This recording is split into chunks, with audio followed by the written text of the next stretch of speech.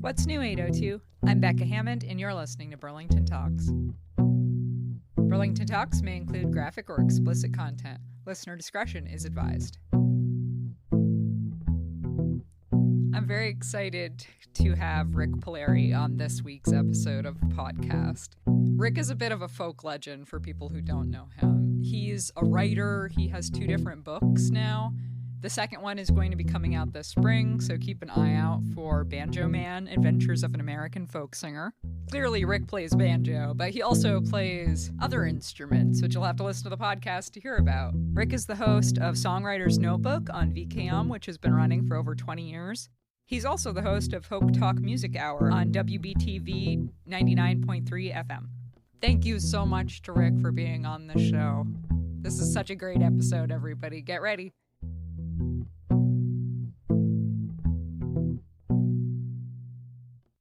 My name is Rik Palieri, and I live over in Heinsberg, Vermont. And I'm a musician. I'm a TV producer. I do a radio show, and I am also an author. And I'm really delighted to be here with you, Becca, and let people know a little bit about the backstory that they think they know, but they really don't know. Thank you so much, Rik, for being on the show. So let's start with the original backstory, the first book that you wrote that came out in 2004. Was that originally 2003. published? 2003 it was originally published. The Road is My Mistress, Tales of a Roustabout Songster. Great name. And that book, Becca, when I was writing that book, I was doing it more for kind of therapy, to be able to write down the things that were important to me. And I didn't really think about the idea that other people would actually be reading it. So I was writing it to tell that story that was deep inside of me, because I come from a family of storytellers. My mother, born in Poland, she always told stories around the kitchen table.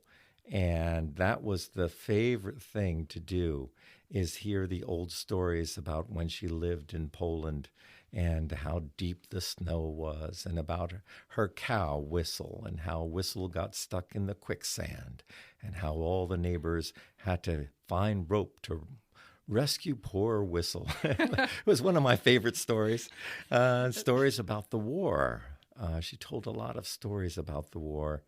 She told a story one time that she was a young girl. The war had just broken out, and so she was unaware of what war was. And the first thing that she remembered was that her grandmother took her into the city of Kobashova, not too far from where they lived in Smolas. And that's sort of not too far from Rzeszów, which is close to Krakow. if people were looking on the map, they could keep going and find the little town of Smolas. And when the war broke out, her grandmother brought her into the city of Kobashova after the fighting, and she saw all the dead horses and men, and it was a terrible sight that she never forgot. And her grandmother said she wanted to show her what war is, so she would always remember. She then told a story about, she was a young girl and she was playing in a field, and as she was playing, she saw this sparkling silvery rain falling from the sky. And she never saw rain that made holes in the ground. And then she looked up and she realized that it was machine guns that was coming from 2 planes that were fighting each other. And they were kind of flying all around her. And then she watched the plane get shot down, and the plane crash, and them try to get the pilot out. So those are the kind of things that it lodges deep in your memory when you think about this idea of storytelling. And, I think that from those early stories, and my dad would tell stories too. So when we would have any type of holiday, the big thing was about storytelling. We'd sit around and tell stories, but we didn't really think of it as anything special. Right. This is just what we did, you know? So we would all tell stories, and sometimes we'd tell the same story over and over again, and everybody still loved to hear the same story. And I realized the power of stories, and how important they are. And as I went through life, I realized one of the most important gifts that you can have is a story, because it lives on after the people are gone.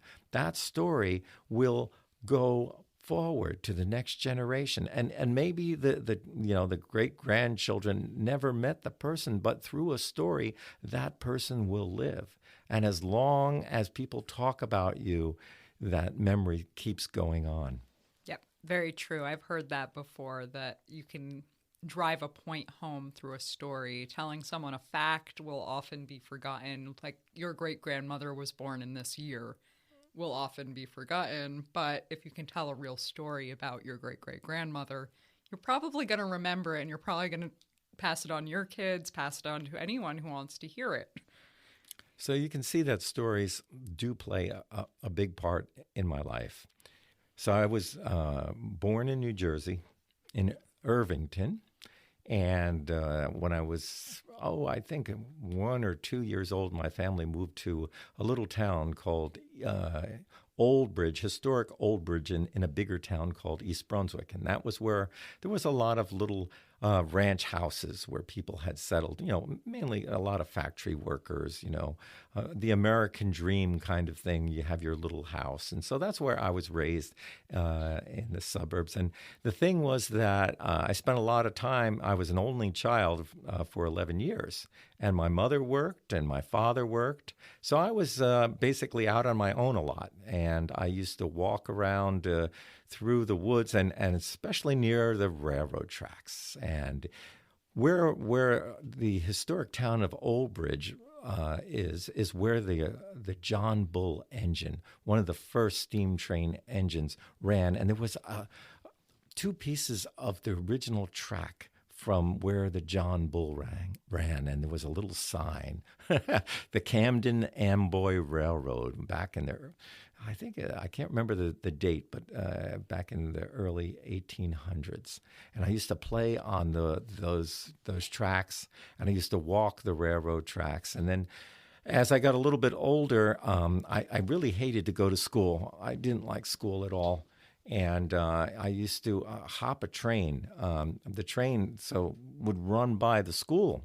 Oh, convenient. Yeah. So you could walk to the end of my block there, and then you'd see that it was an early morning train, and the train would start going by. And what you would do is you'd run alongside it, and you'd grab onto the ladder, and you pull yourself up, and you'd hang on the train until it got close to where you could see the school. And the hard part is getting off the train, right? Because it's moving. So you have to throw yourself off the train. And being a little tyke like I was, you could roll along the ballast, the rocky ballast, and it was okay. You just get banged up a little bit. But I used to go to school by hopping the train, and that played a big part later on in my life. But those early days, that's the way that I got to school. Yeah, that's amazing. That's such a fun story. So it played a big part later in your life? Does that mean you were riding the rails later? Well, what happened is, I don't want to get too ahead. We'll get back to that. So, also on my street, there was a lot of music, okay? Because you've heard of Henry Mancini? I've heard that name before. The Pink Panther, and that's a great composer. Well, his cousin, Mike Mancini, I think it was a cousin, lived on that street. And he had the music lessons going all the time. So when you would step outside at night, you would hear all the kids playing their scales and everything. So that was very typical. You'd have music flowing up and down the street. And then there was a lot of garage bands They were, playing. First, it was surf music, with the Beach Boys and everything. Yep. They have those shiny Fender Stratocaster guitars, and then later on, it was more kind of the Who and the Beatles and that kind of thing. So, I mean, I always loved music. There was something about music that really would comfort me. And there was a lot of turmoil in my growing up years with my mom and dad, and, working these different hours and so forth. So I found that music was my friend. And it wasn't very friendly at first, though. There were a lot of musical failures in my life. And the first was that the local high school had a drum and bugle corps. Oh, yep. Okay.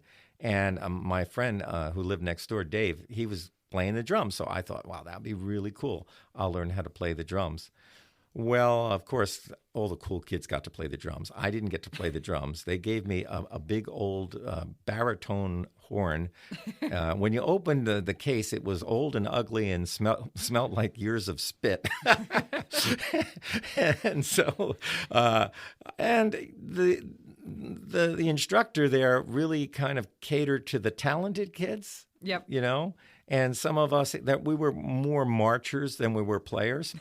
And I found out years before Milli Vanilli that it was better to sometimes just hold the instrument rather than play it. So I would go to all these parades and I'd hold my bugle. But that didn't feel good, That Right. I felt like a musical failure. And so the next thing is I wanted to play the electric guitar. And so my mom went to it was a department store, and she bought me this guitar. And my Polish grandmother, she won the amplifier on the boardwalk. Oh, yeah. So I had cool. a guitar and I had this little amplifier, but I never saw anybody play guitar. I didn't know what I was doing. I couldn't figure it out. And it just sat in the room, and I would hit the string once in a while. I felt like a musical failure. And then one day I was basically carrying equipment for a rock band called Exit. So I would be schlepping all these big amps and stuff like that. I heard a sound in my head. I heard the sound of a banjo. It wasn't there, but I heard it. I had heard banjos, but I don't know why I was hearing it in my head. And it made me want to learn how to play the instrument. So I went to my mother, and she reminded me of all my musical failures.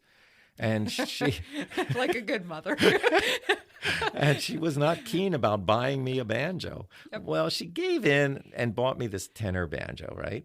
But it was a tenor banjo, and I was hearing a 5-string banjo in my head. And I went to the music store, and so I was renting this tenor banjo that was awful. And the guy didn't know how to play banjo. He was playing a Les Paul guitar with a Mel Bay book. Right? Yep. And I realized that, he didn't know what he was doing. And then one day I saw Pete Seeger on television on Sesame Street. And he was playing this banjo, and it had 5 strings on it. Yep. And I could see that little extra string in the middle of the neck. So I went back to the guy who was teaching me, and I said, I'd like to learn how to play that 5-string banjo. And he said, you learn how to play this 4-string banjo, and then we'll just stick another peg on it. Well, he didn't know anything about banjos. And so I quit. And now my mother really thought that I had... Right, that this was another musical failure. So, but I didn't. I went out and I bought the Pete Seeger How to Play the 5-String Banjo book, and every night I read it.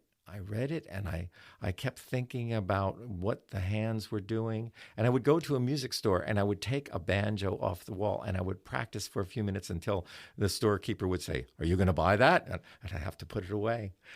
Then I devised a plan. Where does a young person get money? Lunch money, right? Yep. So every day, instead of having lunch, I was saving for my banjo. Any birthday money, any chore money that I was getting, nobody knew it, but it was all going for my banjo. Then I noticed that Pete Seeger had a TV show called Rainbow Quest. So I was watching that every week. And then there would be people like Reverend Gary Davis and Elizabeth Cotton and Doc Watson. And it was like opening my head to a whole new world. So I'm reading Pete's book, and then I'm watching him on TV. And now I have about close to $200 saved up. And I'm still looking for this banjo, and I happened to see an ad in some magazine about a wholesale place that had a banjo. Now, I didn't know what wholesale was, but I called them up, and they did have a banjo. Oh. And they had the kind of banjo that I wanted, a long neck banjo. It was a Gibson long neck banjo, and it was $250. And I didn't have that much, so I had to confess to my mother that I had not been eating.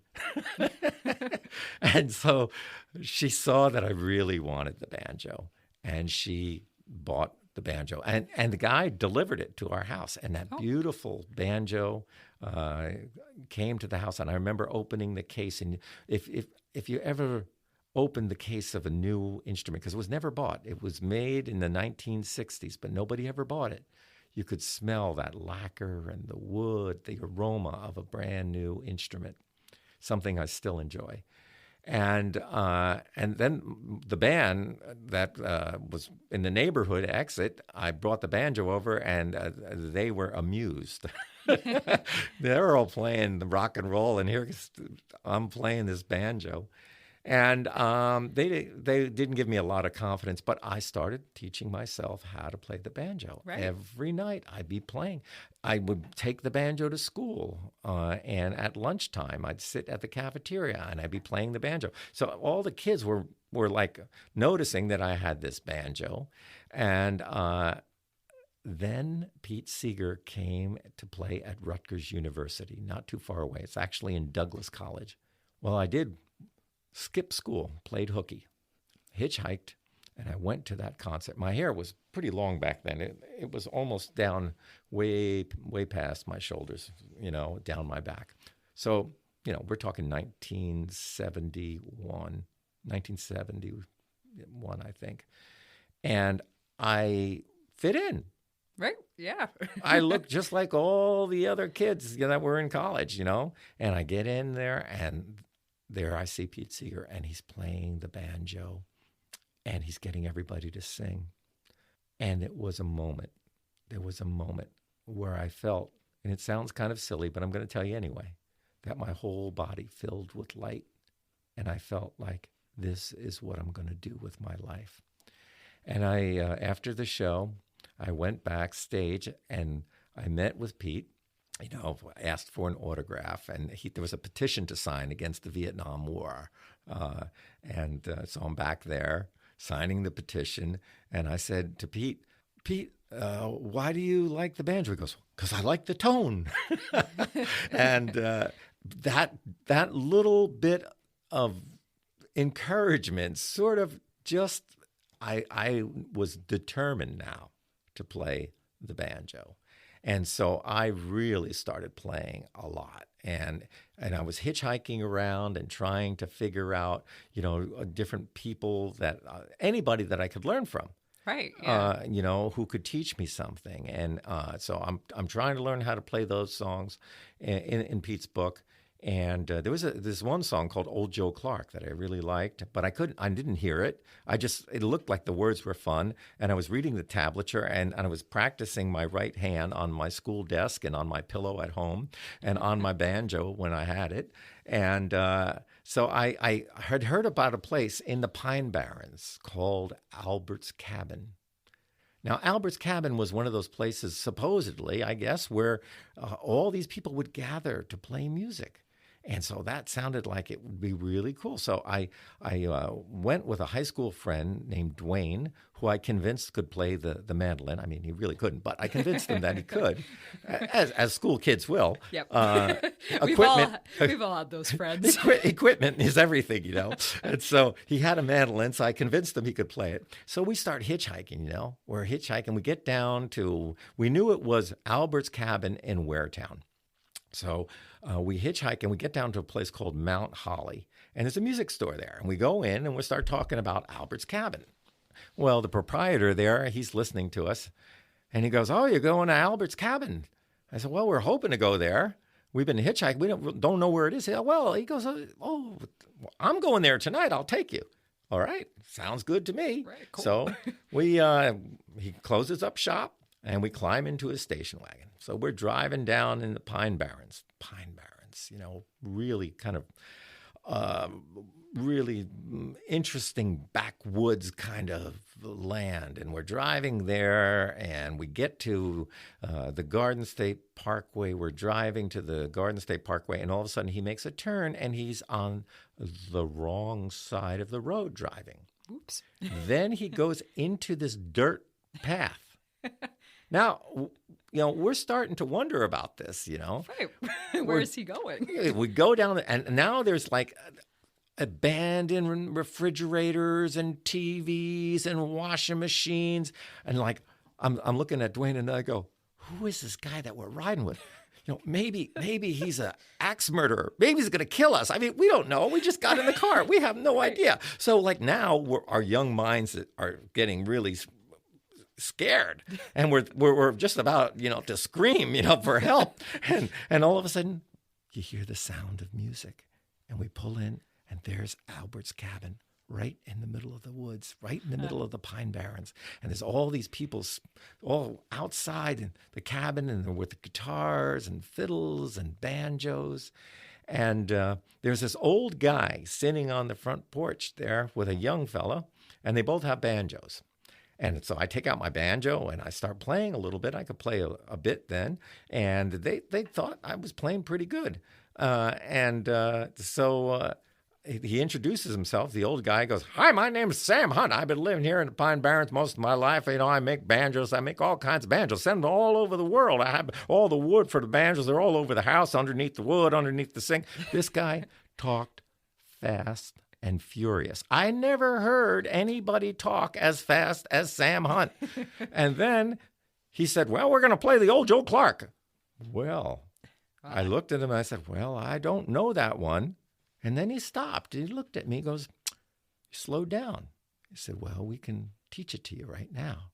And we sat there, and he told me how to slide my finger down the second string and pull off, and then what to do with my right hand. And I was sitting there, and slowly the song, Old Joe Clark, came to life.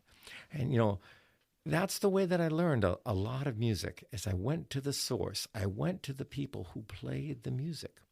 So I was, still in high school, playing the banjo and learning from all the rock musicians. Now that I was actually playing, they had me playing with them. I'm starting to play with all these different rock people, and they're playing folk music. They're coming to my house late at night and sitting around, and we're playing Freight Train, and we're playing some of those old classics.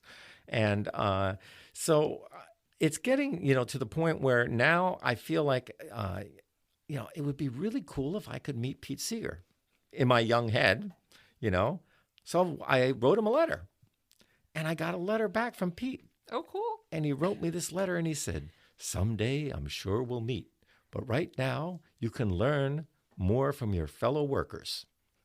And he signed it, Pete, with a little banjo.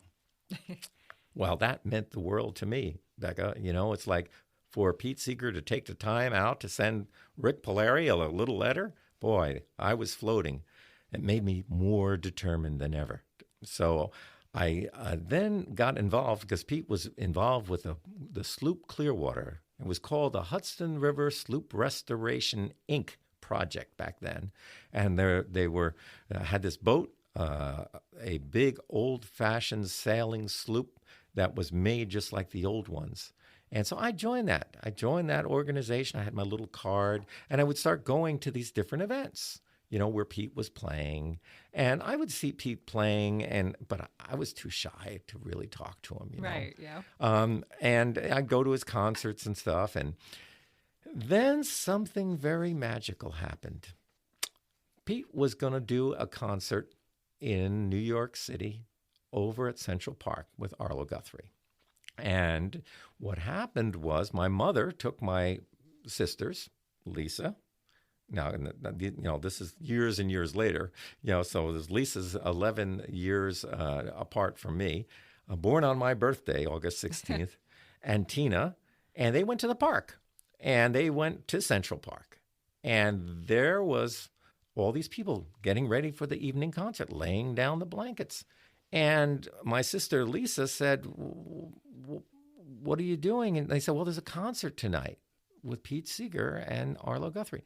Now, the minute that Lisa heard Pete Seeger, she started thinking about seeing him on Sesame Street and all the records that I had now accumulated in the house. And she got the idea that if Pete Seeger's there, I must be there too. Right. Right? Yeah. She's just a young kid now. And so she goes with Tina, and they go over and they start looking for me, and they end up near the backstage entrance. And there's a guy there who's guarding the backstage. And they say, we think our brother Rik Palieri is backstage with Pete Seeger. Can you take us there? Now, these are two little tykes. I mean, they're like 9 years old, and I don't know how old Tina was at that time. And he takes them backstage. Oh yeah. Well, why would they lie? Right. And there's Pete and Toshi, and they got to meet Pete and Toshi, and they talked with him, and they told Pete what a wonderful banjo player I was and whatever. I mean, I wasn't there, so I really don't know to this day what happened. That's funny that they so strongly associated Pete with you that you must just be hanging out with Pete. Of course. So Pete, they talk for a while, and then they go back, and my mother was probably looking for them, like, where did they go? Sure. and so I don't know anything about this. I have no idea about this little meeting. And so what happens is that I go to that concert that night. And Pete at the concert says, well, tomorrow we're going to have a big festival in Hoboken, New Jersey, and everybody's welcome. So now I'm excited. I'm going to go to that concert in Hoboken, in the morning. Sure, yeah. So I'm getting ready to go out the door. I have my banjo on my back. I'm walking out the door, and my sister Lisa looks at me. She goes, did you know that Pete Seeger files his nails? And I was like, what? I didn't pay any attention, She's like, she's 9 years old. Making stuff up or something. So I walk out the door, go to Hoboken, and there's a few people, young people like myself, and we're off to the side of the stage there and playing music. Now, I've done this before, just some young people were playing music. Well, who comes over? But Pete. He unzips his guitar case. He takes out a big 12-string guitar, and he's playing along with us. Now, I am freaking out. I'm saying, there's my hero, Pete Seeger, playing music with us. And he stops. And he looks at me and goes, I haven't seen you before. Who are you? And I go, I'm Rik Palieri. And he goes, Rick, I met your sisters yesterday. Now I'm dumbfounded. I said, what? He said, I met your sisters yesterday. They told me you were a good banjo player. Let's go up on stage and we'll play a couple of songs together. He brought me up on stage, and my life changed. They're your little sisters where you're in. That's right. That's right. And then Pete started to call me up and said that, we need young people involved with the Clearwater, and, why don't you get more involved? And that's how our friendship began, and it lasted for 40-some years. That's incredible. I watched your YouTube video with Pete. I don't know if there were multiple, but I got to see you playing with Pete. It was a great song, great video. It looked like you were both having such a good time. Well, it was the beginning. My life changed from that moment on, where I got right into the big world of folk music. I got to meet with all of the legendary players and learn whatever I could from performing with Pete. I was with this group. We called ourselves the Hudson River Sloop Singers, and we all sailed on the Clearwater, and we would do a lot of benefits together. And so I would be up on stage playing with Pete, during those years and learning from him, just in the tradition, learning by doing. Being up there, watching and doing, and once in a while asking a question. I mean, not necessarily lessons, but playing together. And did that for quite a while. And Pete got interested in a lot of the things that I was doing. So when I got, one day around, I think, 19 1978. I was sitting at some friend's house. I picked up a National Geographic magazine, and I saw a picture of a Polish bagpiper. And I was like, wow, I never saw anything like that. Look at this thing. It's pretty weird. It has this goat head on it and a bag, and, I remembered all those stories that my mom would tell me. And I kind of made up my mind that I'm going to figure out how to play this Polish bagpipe. And so I cut out that picture and hung it up on my wall, and I started thinking about this Polish bagpipe, and that led me into this whole different odyssey. And Pete got involved in that because when he learned that I was interested in this, he helped out. And, that's one of the reasons I got a fellowship grant to live in Poland in 1984 and learn how to play the Polish bagpipe was because Pete helped me. Wow. So you didn't learn the instrument until you got to Poland? I was able to get an instrument before I went to Poland, and I listened to this one record that I could find called Dudi Grazi, Dudi Bassi. I think that was the name of it. And I was invited to the Rzeszów World Festival. And I was there to play American folk music and also learn Polish folk music. But at the time, they were telling me that you'd be really lucky to find a Polish bagpiper because it was very rare. And it was kind of one of those magical moments because they all appeared. At first, there was a man who was at the festival who was playing the pipes, and I was learning a little bit from him. And he let me buy a set of pipes from him. And then I found I had this set of pipes that I got before I left, that I learned one song from that record. And I had to take part in this parade, which I was not thrilled about because they wanted me to wear a costume. And I was like, I don't costume. I don't like to wear a costume. This is part of it. You can't play the bagpipe. You got to wear this costume. And so I had to buy this costume. So I'm wearing this costume. I'm out on the street. I'm playing this bagpipe. And then they made me, I had to be in this competition, which I hate competitions, but that was part of the deal. And so I'm there struggling to play this one song that I knew that was on this recording. And there was this man there, and he had a big, long beard, and he's looking at me while I'm playing this one song. And I recognize the name when they say who one of the judges is Yusuf Broda. It's the same guy that played on that record. Oh, no wonder he was watching you play his song. And then they gave me, I won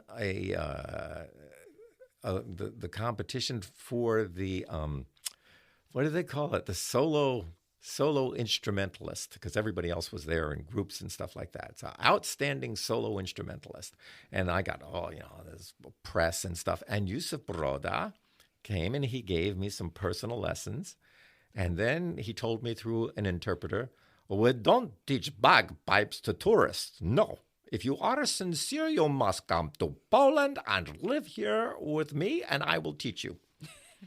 So I went back home, and I'm practicing more, but realizing that I had to figure out how to do this. And I've tried to play this song. I was with Pete. We were doing this pumpkin sale on the Clearwater, and Pete watched me play this thing because he was following what I was doing. And he wrote me a note later on, and he said, "Rick, you're getting to be a much better banjo player than when I first met you. But if you're going to play those Polish pipes, you better learn how to play them well. Let me know what I can do to help." Right? So I then started figuring out, well, the only way to learn these pipes is get a grant, right? You get grants for everything, right? So I had this idea, I'm going to get myself this grant. Well, I had no idea what I was doing. And I started writing for, trying to get this grant. And everybody thought I was joking. The Polish bagpipe, what is this, a stuffed kibasi? I was getting all this kind of weird stuff. And I wrote to the Hillshire Kibasi Company, and they didn't give me the grant, but they gave me a year's supply of coupons for free kibasi. But then the Kościuszko Foundation, one of the most prestigious foundations in Poland, they decided that they would try it. And they gave me a fellowship for the study of Polish bagpipes. And Pete Seeger wrote a personal recommendation. So I lived in Poland in 1984 with Yusuf Broda and all of the people in this magical village of Istebna, where the old traditions are handed down from generation to generation. And I met with the last of those pipers from the village, and that's where I learned. Wow. So you really got the full experience because Oh, yeah. I didn't know. I knew that there were other bagpipes, but I don't know much about them. When you think of bagpipes, most of the time you think of Scotland is what I immediately... Most of us do, though.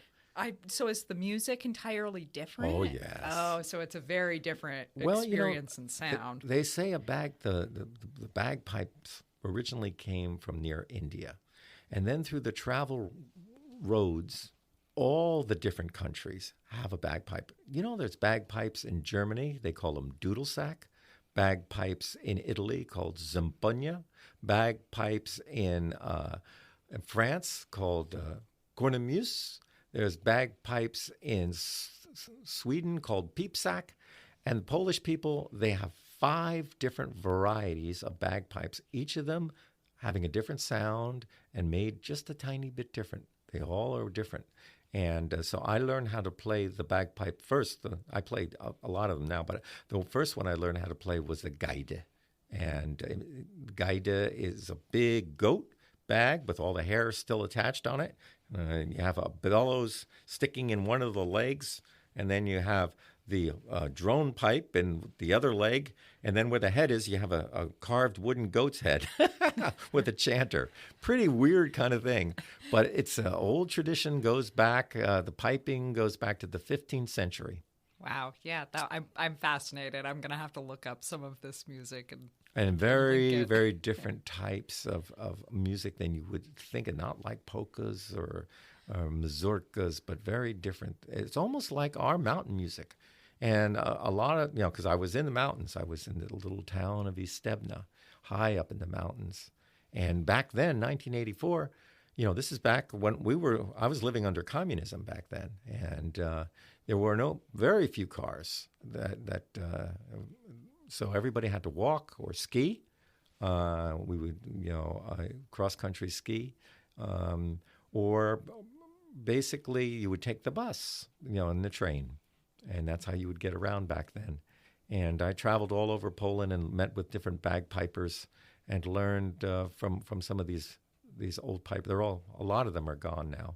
Some of them, Yusuf Broda, I'm glad to say, is still with us. But some of the ones that I had studied with are all gone. Were there other young people learning with you? Yes. That's good. There happened to be this one who was maybe a little bit younger than me, Wałach, Zbyszek Wałach. And so he was learning around the same time, and we became really good friends together. Now, he's one of the best musicians in Poland for folk music. He's one of the masters of the instrument.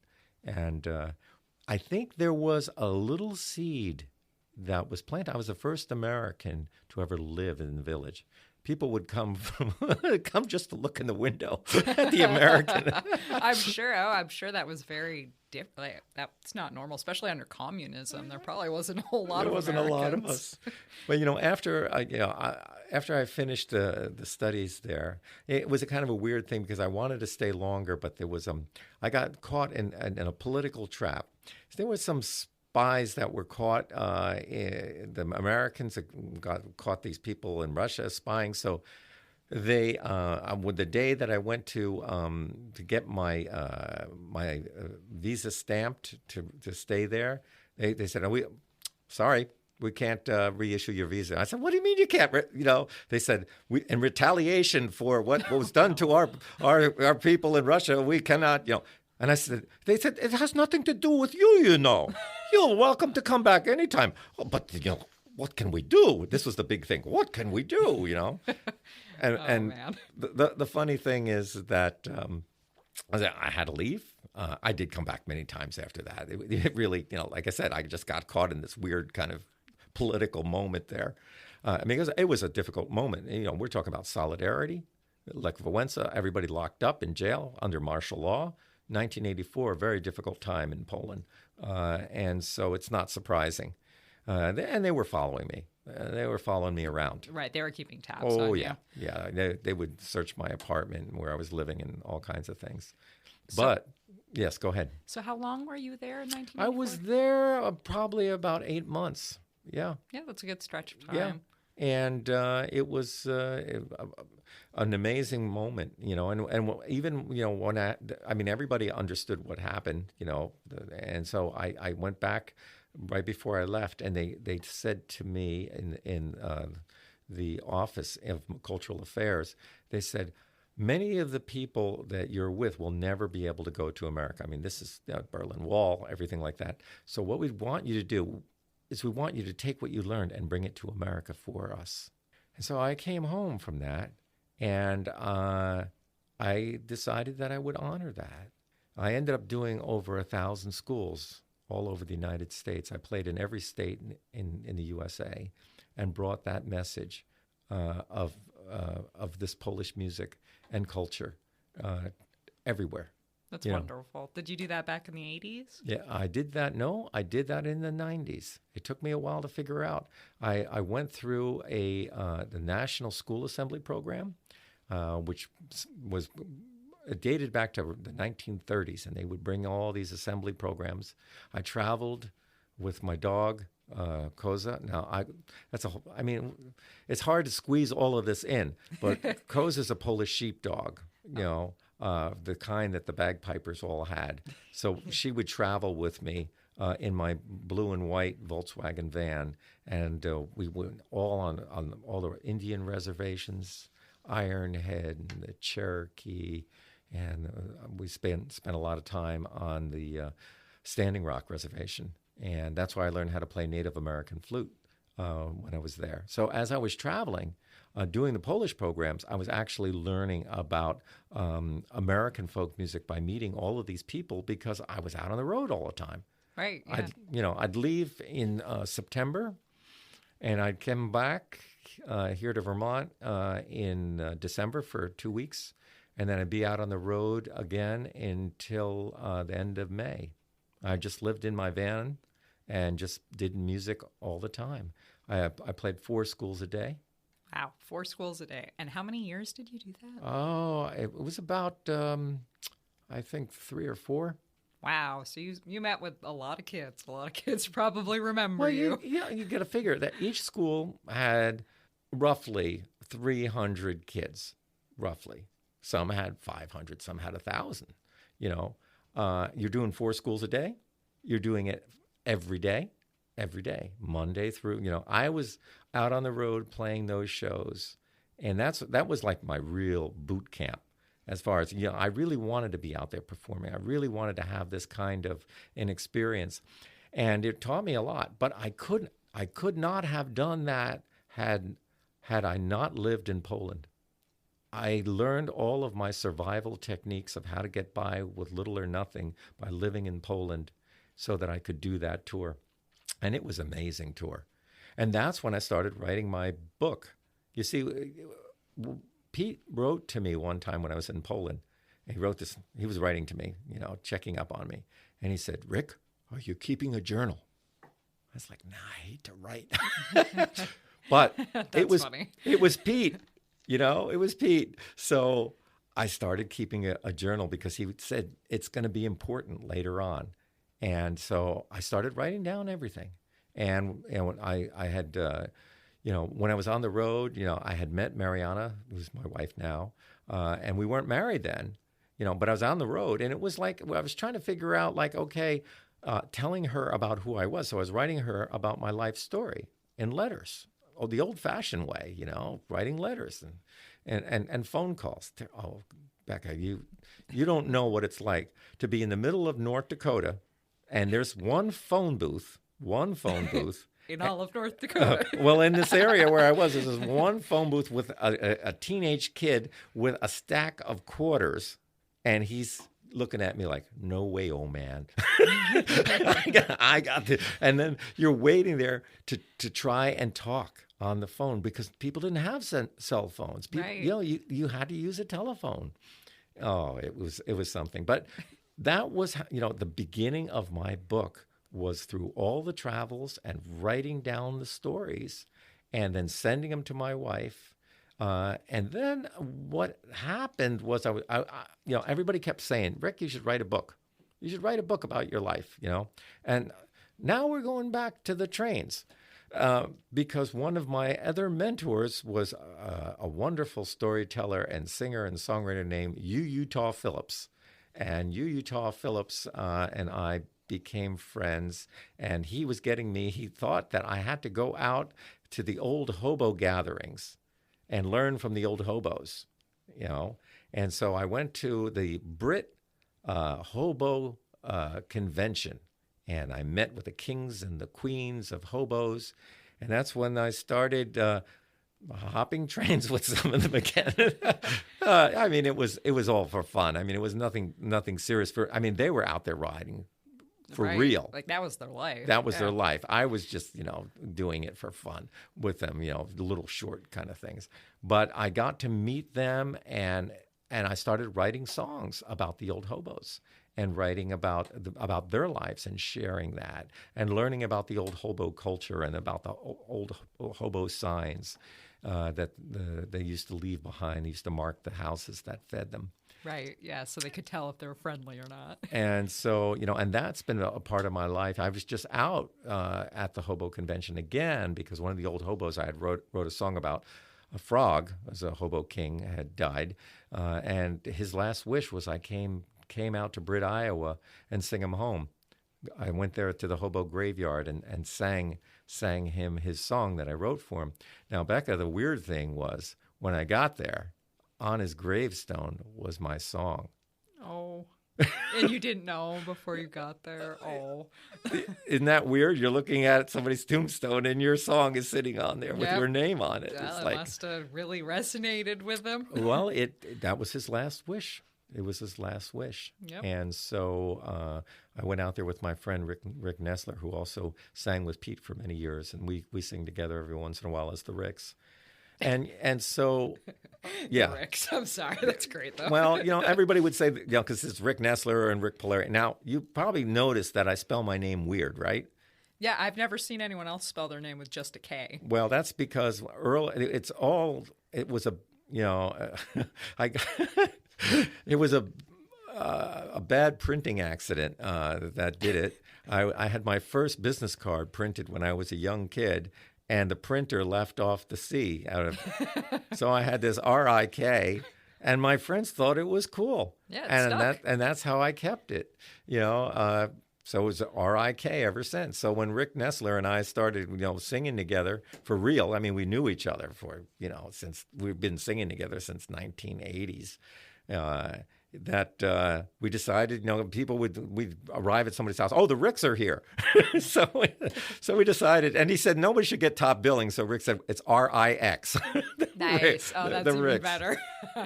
And so, we still travel together, and we just put together a new album called Steering Pete's Course, Maritime Songs from the Seeger Song Bag in tribute to Pete. So there's a lot of kind of things that right now, in 2020, I feel like everything is coming together to really tell this story that, like I said, when I first walked in the room, I said, I think there's a lot of people who will be listening to your program who think that they know me, but they really don't. Yeah, you've got such a great story. So now you've taken me all the way from early 80s all the way into the 90s. Mm-hmm. You started writing the book. You're doing all this great work bringing the Polish bagpipes, which I can't wait to listen to some of this. I wish we could listen to a clip now. To children in America, which is great, while simultaneously expanding your folk reach in America. Mm-hmm. So did you bring your banjo with you? Or are you playing? Yeah. So all types of music. My banjo's always with me. Right. Well, how could it not be? It's always with me.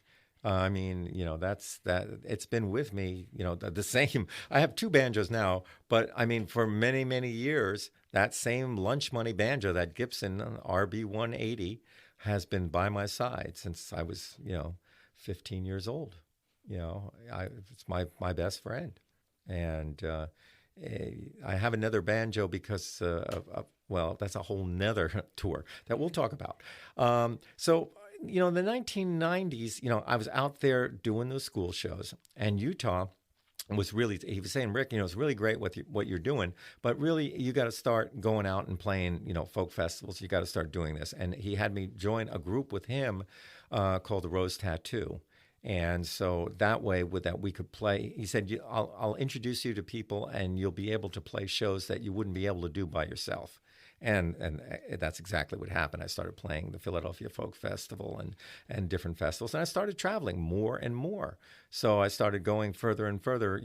I'm playing in Poland. I started playing in England. I started playing in Germany and Scotland, and then I started playing in Australia and Argentina, and I could go on and on. But it was that idea of getting out there and start to really share the music with people. And I started collaborating with a lot of different musicians from other lands and playing music together with them. And then, so I was working with Utah, doing the thing with the Rose Tattoo. I started recording my own albums. The first one was way back in 1980s. Was a little cassette. It was called "The Last of the Gypsies," and I wrote that with my then wife Claudia, who was a crafts worker, and we would go to all these craft shows together, and it was a celebration of her life and all of the people around. And I use that, the idea of the gypsies as like the free spirit and going around. Now, when I wrote the song, it had some lyrics in it about jalopies and caravans and stuff, because I was talking about gypsies. Well, since then, I've played with real gypsies in Roma, the Roma gypsies over in Scotland. I played at the festival, the Open Road, with over 100 different gypsies. And over there, I represented our American hobos. And I sang the songs. Once again, it seems like I'm always, singing the songs for the people who can't be there. Right. Representing. Like I represented the Polish bagpipers, I represented the hobos, and told their story so that their story would be told. And so, I was doing all of that, and I was still playing, colleges, and I was doing this college this is only a few years ago. I'm doing this college, a community college in Coffeyville, Kansas. And I was camped out at this rest area. I have, now I don't travel in the Volkswagen van, but I have a camper that fits in the back of my pickup truck. Yep. And that's how I travel. And so, and I call it, the brand name is called Apache. So it's Apache, So I'm driving with Apache, and I park at this rest area, and I'm camped out there. And I get in from a day of doing shows, and there's all of these horses and mules all over the road. And I'm going, wow, what's going on here? And then there's the caravans. Oh, cool. There were a whole family of gypsies who were camped out in the rest area. So I went in and talked to them. We ended up spending the whole night playing music and sat in their caravan. And it was wild. It was and it was like that song. Then it was no longer just about the crafts workers, but it was really, that song actually became, it told their story because they were jewelry makers, and they were crafters, and actually some of the words that I had written really fit perfectly with the people that I had just met. Right, all those years later. Yeah. So it's kind of strange, the way that it works. I like to play traditional music, but I also am a songwriter, and I was, and that song "Last of the Gypsies" was the first song. I don't know if you've ever had this feeling when you're writing, but when you're really in the zone, I mean, it just comes. Right, or it just flows. You can't stop it. Yep. You have to. If you're driving, you better pull over right there, because that song is coming, and you're going to catch it or you're going to lose it. And so that was my first experience with songwriting in such a powerful way, was with that song. And, you don't necessarily always have those moments, but when they happen, like the song for Frog is another one that I wrote that just came to me, from all the imagery. I mean, it was like, can you imagine, like, so Frog is like we're at this hobo gathering, right? We have these 2 boxcars that are on the siding, and all the hobo community, we're all camped out in the boxcars, and they're saying, "Man, wish that Frog was here," and Frog was in the hospital down, not far away, and so 2 of the guys jump in a station wagon car, and they said, "Where are you going?" "Well, we're gonna go get Frog and bring him here."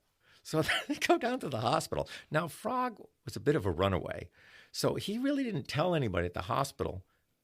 His friends were there. They knew that people had came, to see him. Right. Put him in a wheelchair, take him outside. Out he went into the station wagon, and he arrives in the hobo jungle. He's sitting in the back of the station wagon. He can't walk because what happened was he got beat up so bad that he lost a leg. Oh. Yeah. Some people think it's fun to beat up.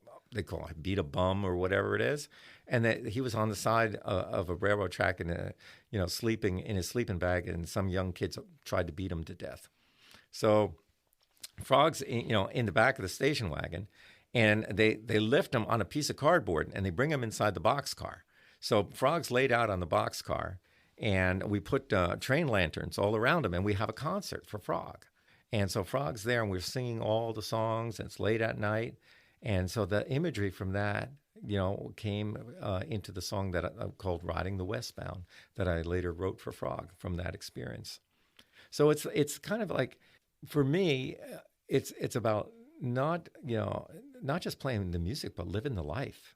Yeah, oh, definitely. That's what folk music is in a lot of ways. Just that life of being on the road in America is very much where so much of the music gets its life from, gets the meaning. Yeah, and it really it was just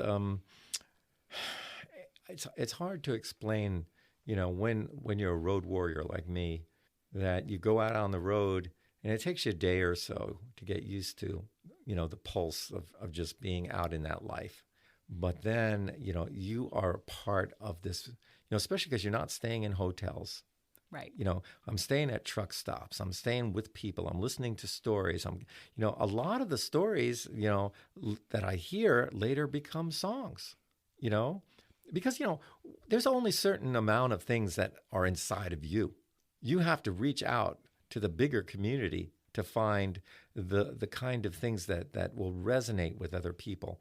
I mean, one of the worst things that we songwriters do is write, navel-gazing songs. We write songs that we're the only one who really knows what we're talking about. Yep, very true. That's why it's always funny when some songwriters say, this was actually about this political crisis or something, and you had no idea. No idea, So I write in the old style. I try to write things about things that resonate with not just me, but with a bigger community, with a bigger, a vision, and the same thing. So, I was talking about in the 90s. So I was doing a lot of that, doing a lot of the traveling and writing things down. And so when it got to the early, 2000, I had a lot of stuff written down. I'm sure. Yeah. Traveling for that long. A lot of things. And that's when this old hobo, Fran, who had put together these little books for different hobos. Because the hobos used to travel around and they would have this little book of poetry that they could sell for a couple of bucks.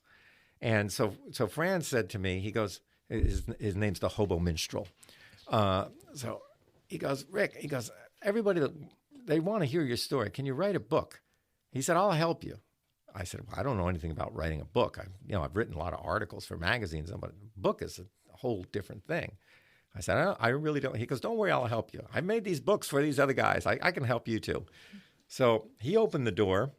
I started sending in the stuff, and it wasn't like 50 pages. And I mean, he was getting, an avalanche of stories. Right. And he says, Rick, I don't know what you're doing. He said, but he goes, I've never done anything like this before. He said, every day, you're filling up my computer. And Becca, he had these computers that he had rescued out of dumpsters. So they were kind of put together, these Frankenstein computers of different parts. And so every time I'd send him a file, it would kind of get corrupted. And then we'd have all kinds of problems. But, Fran and I we'd say, we're just going to go ahead with this. No, you just keep sending the stories. Right. So I just kept sending the stories. And then I had all these people doing their best to try to proofread all my stuff. Everybody was getting involved in this whole thing. And even Pete Seeger, he had my book, the galleys, the rough galleys. And he started, I said, Pete, anything that you don't like in here, just tell me and I'll take it out. And so I sent him the book, and I didn't really think about it. When I got it back, I just looked at the parts that I had, marked. I didn't realize he went through the whole book. Oh, yep. There was all kinds of advice later on. I mean, years later, I'll tell you about that. So, so we get this book, and then we don't know how to publish it. We don't know anything. So I find this, self-publishing. Okay, that sounds like because I don't think anybody's going to read the book anyway. So we get this thing from Trafford Publishing, and we go through all the process, and by golly, we get a book. And so it came out in 2003, and I started sending out, and I realized there was a couple of mistakes here and stuff, and I'd like to fix that. And I was able to send back, the very first copy that came out. Fixed a few things. Then this woman, Amy, came into the picture, and she said, I really like your book. I think I can help you take it to the next level. So she took my book, and then she, really went through it, and then, got it onto Amazon.com, and, it was really a real book. It's out there, and people are buying it and reading. I'm getting fan mail about people liking this story and liking that story. But, 2003 didn't tell the whole story. And there were still things I didn't feel that were perfect yet. And so I kept thinking, I really want to revise this book.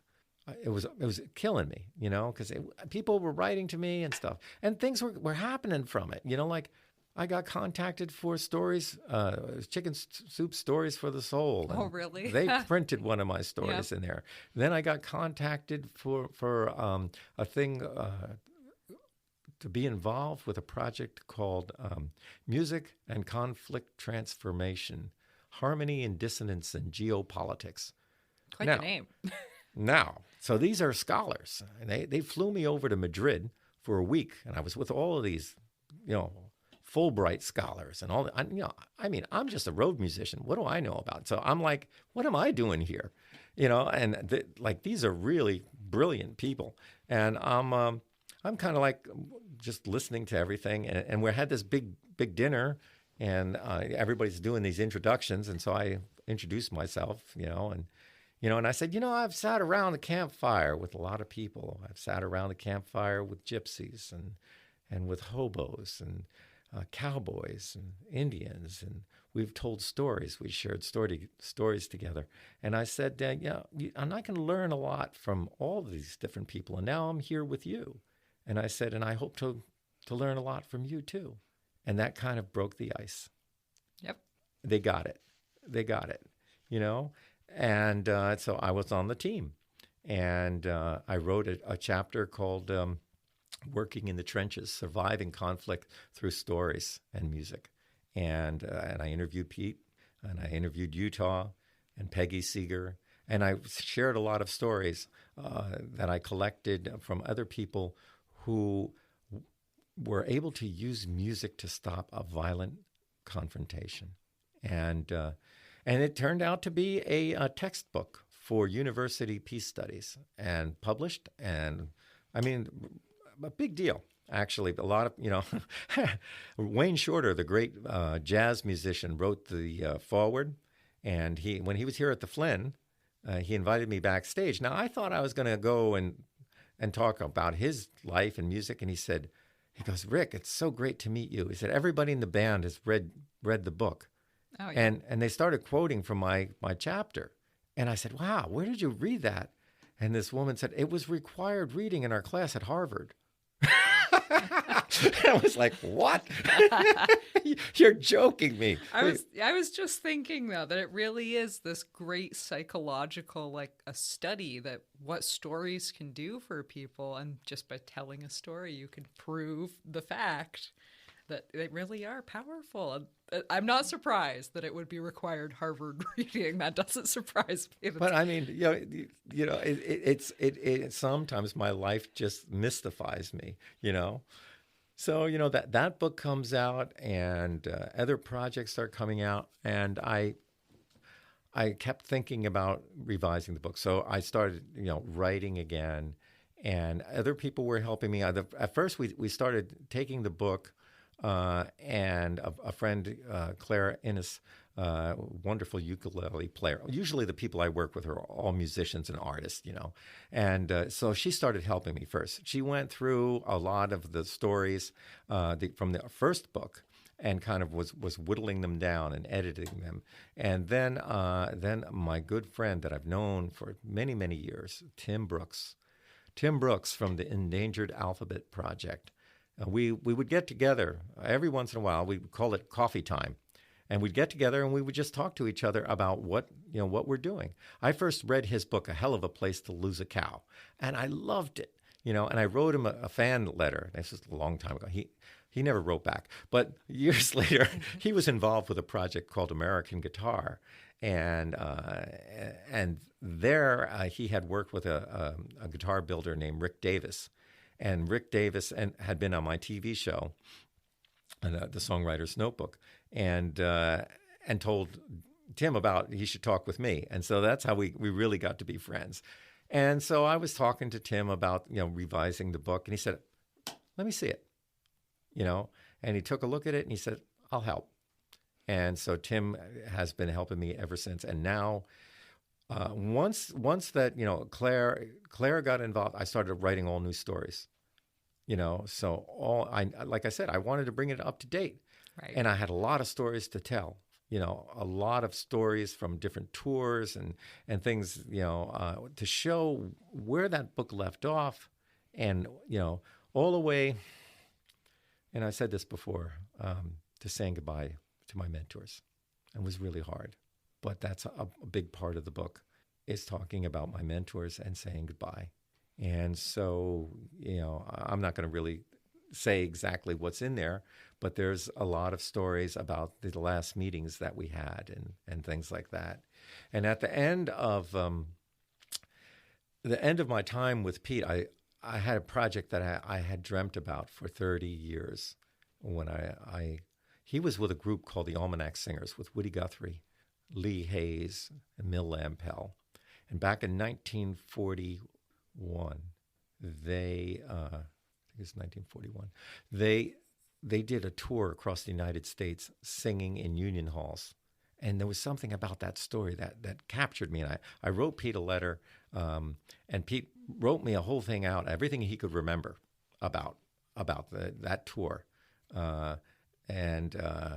Was it 1942? You're going to have to look it up. I can't remember. I'm getting old.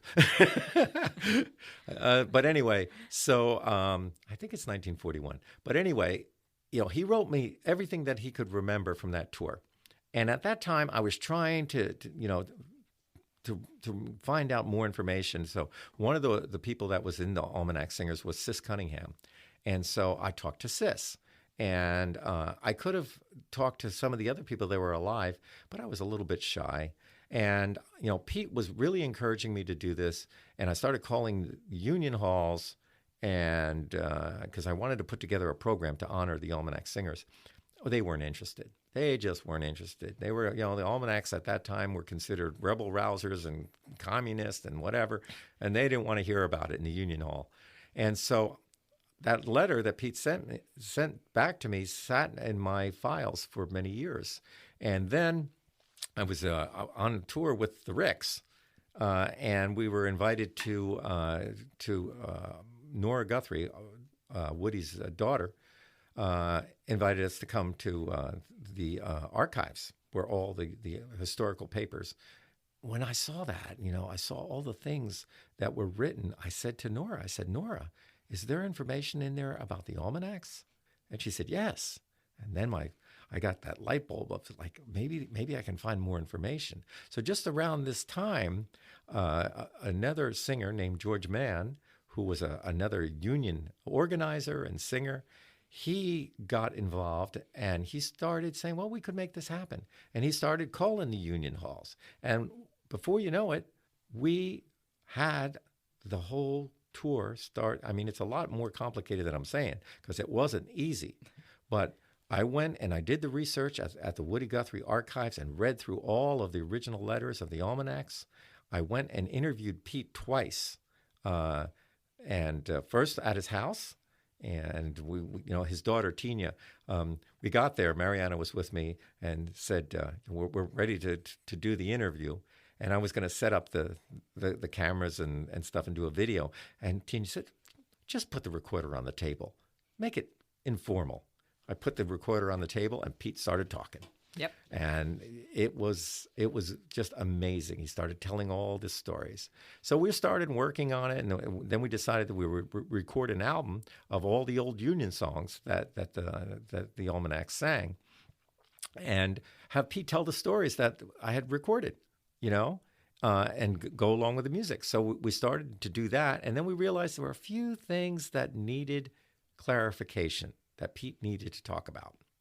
One of them was when they first started to do this tour, and I believe it is 1941. The more I think about it, they needed a touring car because they weren't rich. They're in their 20s, and they weren't going to spend money on hotels or anything. So they were looking around. They made 2 recordings, one for General Records called Sod Busters and Deep Sea Shanties, and what was the other one? Or there was one that I think that's what it was. And then they got $250, and that was just enough money to buy this touring car. It was a blue Buick, right? And it was I think that was 1932, and that's why I get, a 1932 blue Buick touring car that was formerly owned by a gangster named Joey the Mouth. Now, it had bulletproof glass, and it had lead shields in the sidewalls. Now, we wanted to get Pete to actually say that because Nora knew. Right, yeah, that's a great detail. And it was really hard. But, Pete finally said, yeah, when the car came, it had bulletproof glass. Because and it lead shields in the sidewalls, and it had taxi seats like you could flip up, and Woody Guthrie would sleep on the taxi seats, and he said we'd stretch out, we'd fit all of us into that touring car, and that's what they toured around in. And they started the tour over in Pittsburgh, Pennsylvania, singing for the Steelworkers Union, and it went all the way across the country, out to California, and then all the way up to Washington State. It was a long tour. George and I worked on it. George had a lot of contacts, and we traveled 9,000 miles across the country, playing in all the same towns that the original Almanacs tour was in. And it was amazing. It was truly amazing. So one of the interviews that I had to get with Pete for that clarification was his daughter Tina said, "Well, Pete he's in 93, He said he's only got a few hours of time that he can really concentrate on things." But she says, "But Mom has to go to the chiropractor, and Pete's going to go, but he has a 2-hour delay there. So you bring your pickup truck." And Pete will sit with you, and you can talk for 2 hours.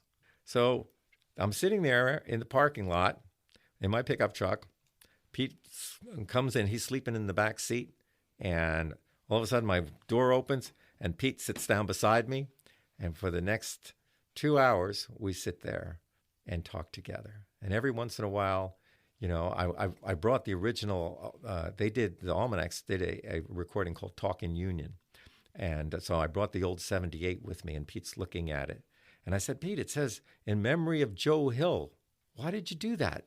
And Pete goes, well, Rick, Joe was a good songwriter. And then he'd start singing Joe Hill songs. And we'd be sitting in my pickup truck singing Joe Hill songs together. And it was pretty amazing. He would hold his head and close his eyes. And I said, Pete, are you okay? He says, Rick, I'm trying to get back to 1941. And he was trying to remember all those old stories. So you can imagine, Becca, I'm sitting there in the pickup truck with Pete and thinking back to that time, back to when I was 15 years old, and he sent me the first letter. And now here we are together. Yeah, what a story that you're a hero. It seems like he really was your hero, too. You aren't really mentioning anyone else who played banjo that inspired you. That's just great. He was there and that you guys had such a great relationship. Well, he touched so many people, Becca. I'm just one of many people. I want people to know that. He reached out to people all over the world. There was a young kid who wanted to learn about his 12-string guitar. He wanted to build one. So Pete boxed up one of his broken 12 strings and sent it to him and said, here, fix it. Yep. You'll learn how to build guy. one. He was an amazing guy. And it was amazing to have that kind of friendship that we had. One time, Becca, I'm sitting, every time I would, because Mariana, my wife, is bookbinder, and so we would bind his books. So I'd have to go pick him up. He wouldn't let all of his sing-out magazines out of the house at once. He said, no, can't be without my sing-outs. I'll give you half now. You bring them back, I'll give you half later. Then they were buying our honey. They loved our honey. So Toshi, his wife, would be saving jars so that we could exchange the empty jars and we would bring them honey, But so I used to hang out. Every once in a while, I'd be driving, and I'd call him up. I'm driving down the interstate because he lived over in Beacon, New York. And I say, hey, Pete, I'm passing through. And this one time he goes, well, Rick, Toshi's not here, but I've got a potato. Why don't you come over? We'll have lunch. So I drive over. Pete had the worst driveway in the world. Drive up Pete's bumpy driveway. And I get in the kitchen there, and Pete's there with a potato. He's got one potato. He wasn't joking. No, he's got one potato, and he slices and puts it in the oven. Slices it up, and puts the butter on it, and we divide it. Of course, we each have one half a potato, and you think that we were having a feast with that one potato, but that's the kind of guy he was. He was the real deal, And if it wasn't for my mentors, I wouldn't have been able to live this life. And Becca, that's why I had to finish this book, because I had to thank those mentors. I had to tell that story to the end about what these people were. And because the young kids that are growing up, they're never going to have that moment. Right. They're not.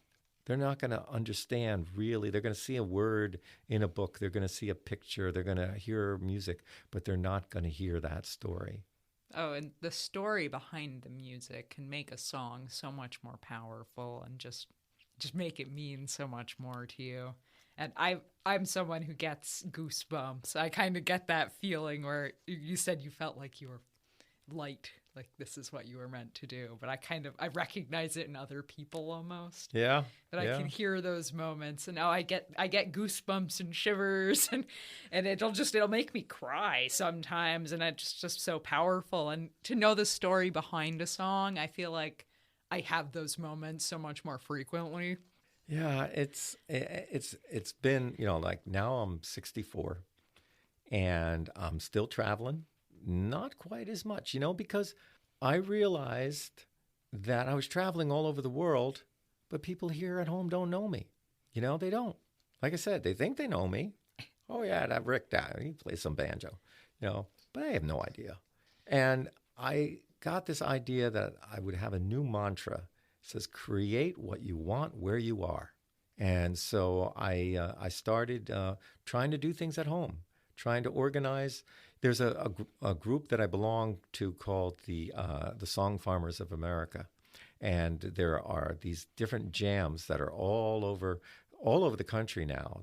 I can't remember how many chapters there are. There are like 50 some chapters. Michael Jonathan, a friend of mine from Wood Songs, the Wood Songs Radio Hour. He and I and a bunch of other people, we kind of formed this organization to get people to play music, not necessarily for money, but for building community, for planting seeds for a better world in your own community. So I started a chapter at the Heinsberg Library. Anybody who's listening, first Thursday at the Carpenter Karst Library, you can come over there and bring your ukulele and your guitar and your fiddles. It's acoustic music that we're doing. But, some people bring, little hand drums and things like that. And we meet and we talk. And, Becca, it's so important these days that people learn that we don't all, Pete used to say, we musicians can teach the politicians that not everyone has to sing the melody. We can learn how to work together and learn to agree to disagree. Not everybody agrees on the same thing. But when we get together and we play music, we share a little bit of food together, we find common ground, and we find that we are more similar than we are, divided, and I think that that's an important thing. So I've been doing that. I've been doing my TV show, The Songwriter's Notebook, which, again, was one of those things that came into my life by mistake. My friend Gareth from England, who I learned a lot of things from, we were on tour over in England, and he got me on the BBC TV, and he was coming over here to Vermont, and I was trying to get him on TV. There was no way I could get him on regular TV, but a friend of ours was working over at VCAM and said, well, maybe you can get him on VCAM. Okay. So I went over there, and I talked with him, and they said, this is a great idea. Why don't you have a series?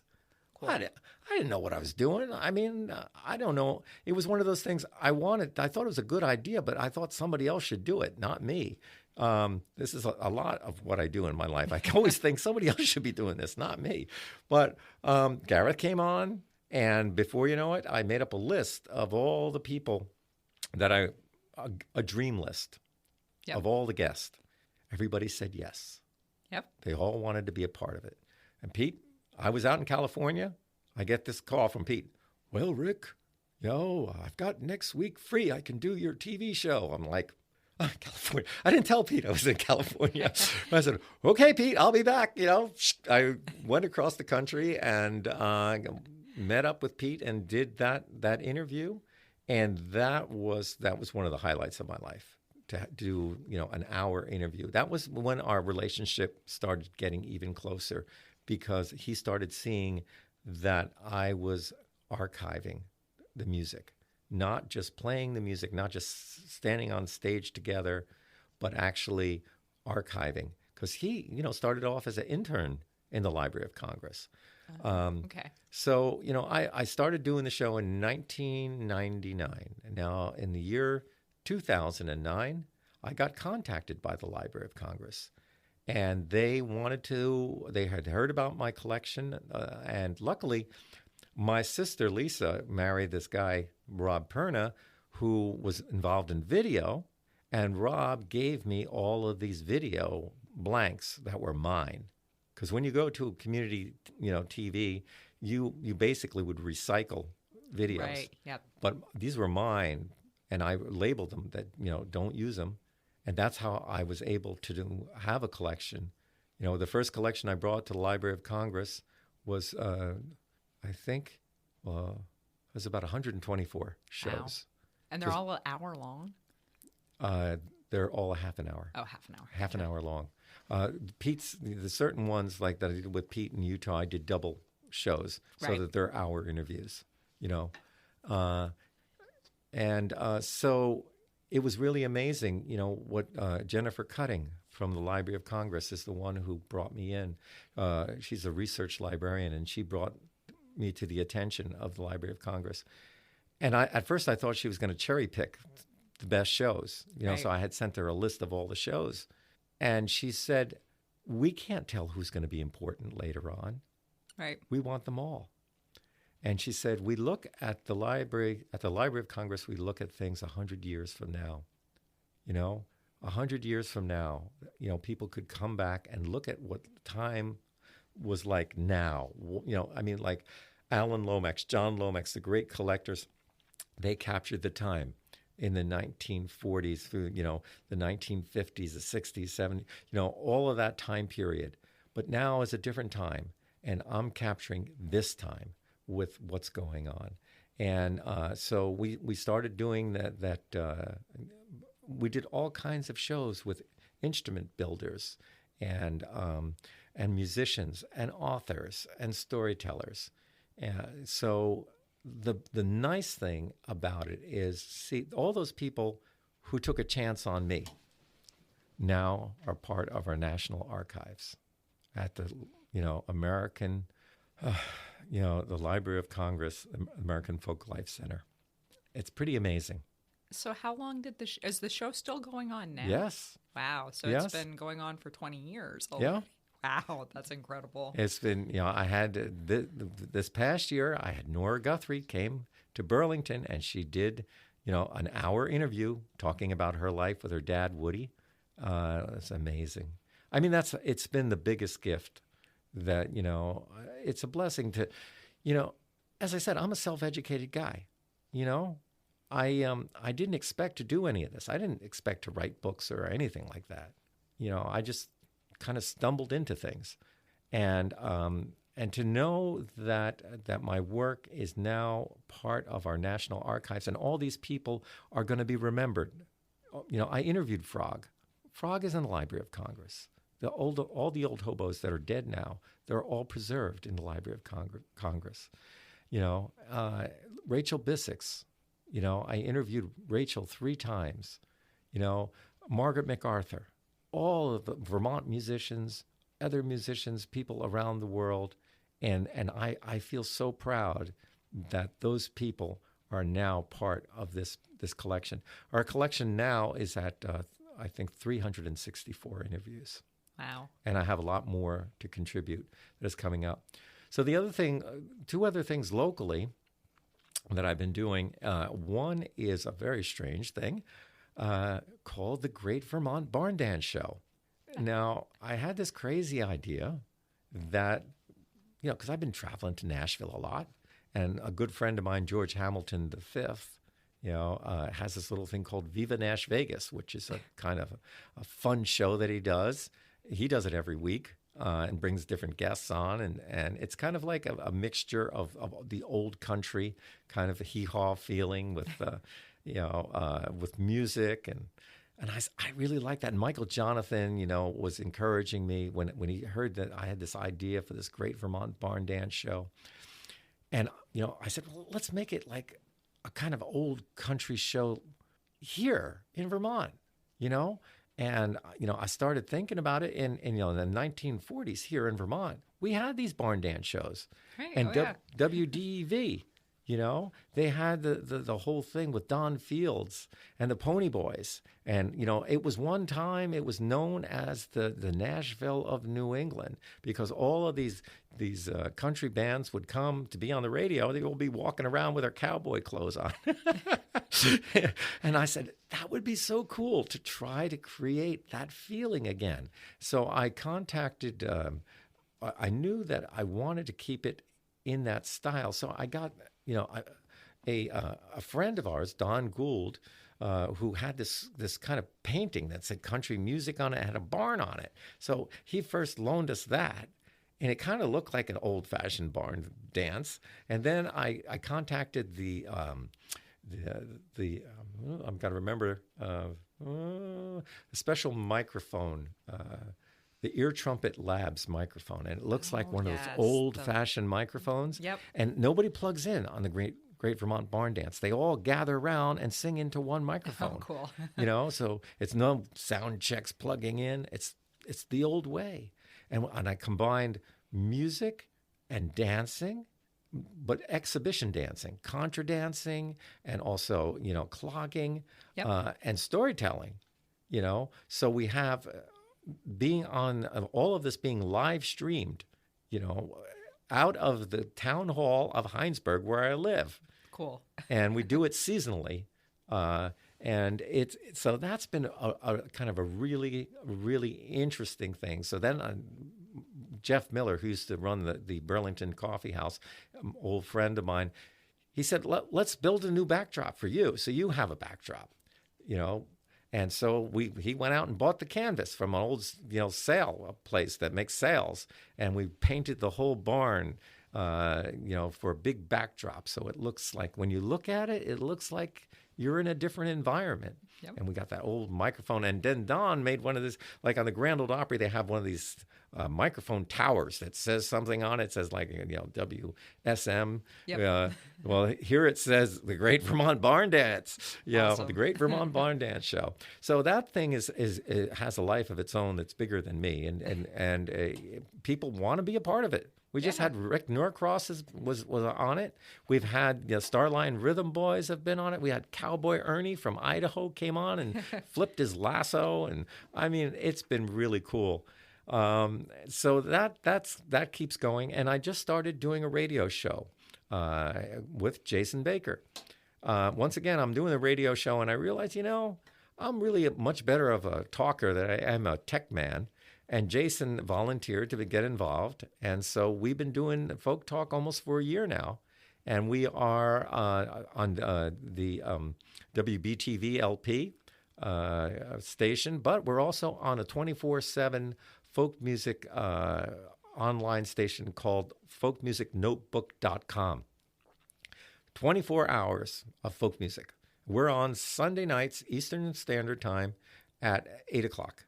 And so wherever you are, you can listen to it, and it's a lot of fun because it's thematic. You know, every week is a different theme. So we did one on Native Americans, and one of the first we started off with the very first recording of a human voice on a wax cylinder, and it was a Native American singing a song. So we started from there, and then we went into the flute playing of Kevin Locke and Carlos Nakai and powwow music, and also we had the Buffy St. Marie and Johnny Cash, also, you know, and talked about the songwriting of Peter Lafarge, who wrote Ira Hayes. One of the, you know, and, you know, it turned out to be one of the most powerful radio shows. We didn't expect it, but when we started listening to, especially Buffy St. Marie, these are powerful songs about the people who live here, or the original people of this land. And they have a lot to say. And once again, so you have your radio show, and you're letting people tell their story. So it's all about the story, isn't it? Oh, yeah. Come right back around to that. It's all about the stories. And you're telling your story, which is also sharing so many other stories. And it's so powerful. So through you, I feel like I know much more about people that I've never met before. Well, the name of the new book, which hopefully should be out by the spring, is going to be called Banjo Man, Adventures of an American Folk Singer. Now, I thought about that a lot. The reason I'm using American is because I tell stories of not only this America from the United States, but I talk about Canada, and I talk about Argentina and South America too. So I felt that, well, it's okay. I can do that. And besides, you know, and folk singer, some people don't like folk singer.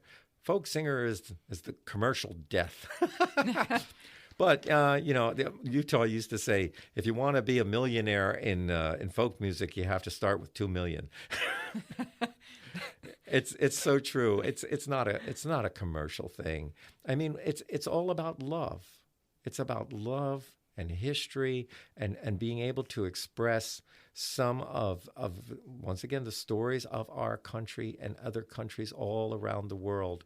It's a music that has survived because people want it to survive. It's not hype, you know.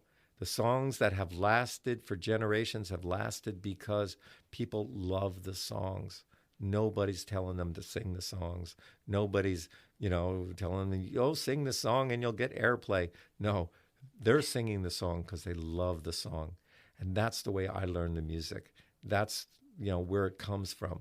I didn't think of myself of ever becoming a performer. I just love the music. And I wanted to make sure that it continues. So I started playing it and sharing it. It's funny that you say that, someone should be making this show, or someone should be making this music or doing this. That's basically why I started the podcast. I said someone in Burlington should be telling the stories of people in Burlington. So I definitely relate to that, that sometimes you just have to be the one to do it when you have the idea that, hey. Well, you can't wait. You can't wait sometimes. You have to just get up and learn while you go. And we make mistakes. It's okay. Like I said, we're not perfect, and don't try to be. You just do the best that you can, and hope that people get something from it. Very true. So if people want to watch your show, where should they go? They should go. They could go to VCAM, the Vermont Community. Oh God, I got too many things to think about. I know. So you're doing so much. Yeah, Vermont Community Access Media. And if you go to VCAM and you look for the Songwriter's Notebook, there's all these shows that are online, and you can find them there. And also you can find, there are clips on YouTube for some of the shows. So you can also look for, but it's the Songwriter's Notebook. But look for it from VCAM. I'm a board member of VCAM TV. I really am proud of the good work that we do, and it's really important to have access for people to be able to do the things creatively that we need to do, and VCAM gives us that opportunity.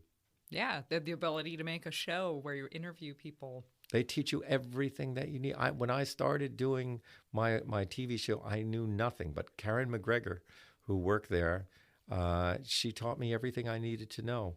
At first, she was doing all the work, but later on, I started doing the editing of certain shows.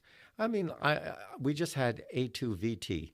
They were my first show, really a different show, Africa to Vermont, and for people who don't know. Wonderful group of singers from our they call themselves New Americans, which I think is a great thing, who came from Africa, and they have a story to tell with their music. Hopefully you'll have them on your show too. Oh yeah, I'd be definitely interested in having them. They have a wonderful story to tell, and I felt that I wanted to start this new year with something totally different than anything I've ever done before. And by bringing them in and hearing their new voices, and how they're doing their music, which is not folk music the way that I usually present it. But, who's to say what's, folk music is? I mean, people argue, the scholars are always arguing what it is. I mean, what it is that I've learned is it's a reflection of the needs of the community. It tells the stories that the community lives in. It tells the love stories and tells, the stories that have been handed down. That's what it's all about for me. Everybody has a different idea. But Pete didn't like the word folk music. He said that he felt that it was confusing because what people think folk music is like a famous person standing in front of a microphone on stage. That's not folk music. Right. Oh yeah, it's I think traditional music, but it's not even traditional music because it's what's happening right now. It's people living their life and making music right now in the community. Yeah, it's just the sounds of life. You can really define an area by just the music coming out of it. I love listening to different old music from all over the world. I've taken a few musical history courses, and old songs from Native American recordings from the early 1900s are so powerful, and like chain gang recordings from the early 1900s. I can't even express how that feels to listen to something like that, because it brings you into that moment that you could never imagine. You just couldn't even be there. You could see a picture from it, but to hear it, it really brings you there. Yeah, it really does. And we are so lucky that the young people that are growing up have the best of both worlds. They can listen to the old masters and they can listen to the young innovators and masters, because in the old days, as I was describing earlier, you got to go hunt up people. You got to travel to go to where they are. You have to sit there and talk with them and learn from them. And I mean, I think it's a far better way, in my opinion, but not everybody can do that. But there's something really special, and I'm going to suggest that any person out there that is listening to this podcast, that you go out and you meet with the people who make the music. Go and talk with them. Find some of the older people or young people who are really just getting into the music or just love the music. Sit down with them, Don't just listen to things on, recordings and online. Go find the real thing. That's where it's at. So we've covered so much, Rik. I think this is probably the longest recording I've ever made. Is there anything else that you want to touch on, though? I don't think so. I think that most of the things that we've talked about are the things that resonate with me. And, it's more of just, being able to continue all the good things that everybody's doing. And it doesn't have to be huge things like, you doing your podcast. You're doing things in your own way, the way that you can do them. Somebody else has a different way. It doesn't matter as long as we do something. That's, Pete would also often say, it's participation that's going to save the world. And it's so true that, when we participate in whatever way we can, that's going to make a difference. We don't want to sit home on election day. We want to make sure that we participate. Yeah. That's where it's at. Well, thank you.